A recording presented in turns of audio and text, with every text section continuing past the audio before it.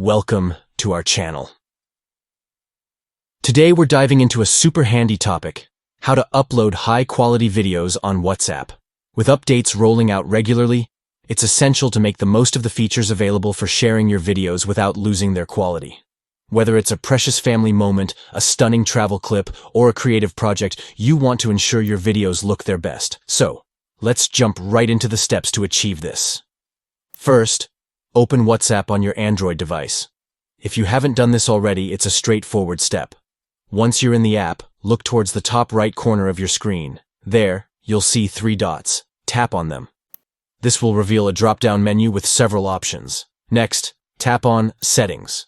This is where you can manage your account and preferences to enhance your WhatsApp experience. After you're in the Settings menu, find the option that says Storage and Data. This section is crucial since it allows you to control how your media is handled. Within Storage and Data, you'll see a selection called Media Upload Quality. This is the section we really want to focus on to ensure your videos maintain their quality when sending. Now, tap on Media Upload Quality, and here you will find different quality options available for your videos. Finally, simply select HD Quality.